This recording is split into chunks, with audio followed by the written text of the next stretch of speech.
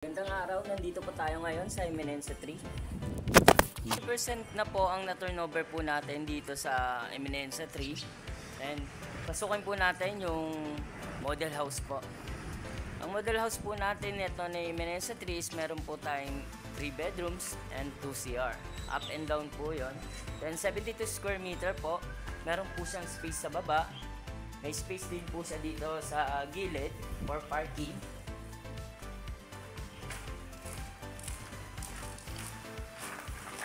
Yan. Space pwede pong lagyan ng washing machine.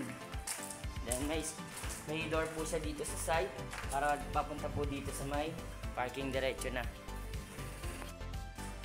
Pasok po tayo sa loob. Bali ito po, pagpasok pa lang po natin,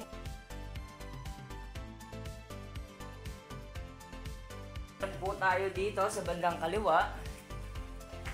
Ano na po siya, kasama na po siya sa turnover, lavatory. Then naka-tiles na po siya.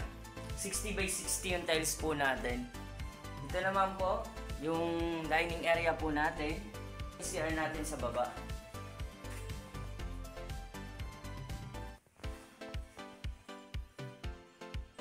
Ganyan na po kataas yung tiles niya. Then ito po yung first bedroom po natin, nasa baba po. And then may built-in cabinet na po siya. Kasama na po siya sa turnover. Ayan. Then sa may taas, akyat po tayo.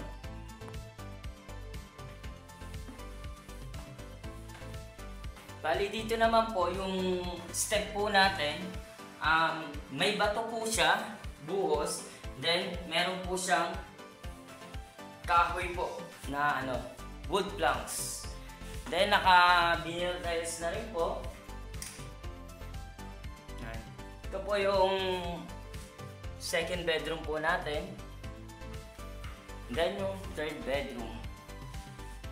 Sa bawat bedroom po, katulad po ng nasa may baba po, meron po siyang mga installed cabinet na.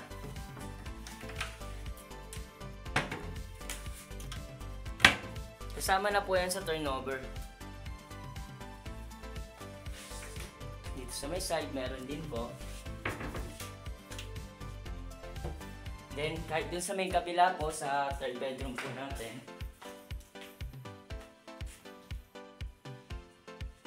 Ayan po, ganyan po kalaki yung mga installed cabinet sa kanya sa third bedroom. Then, ito po yung pangalawang CR po natin.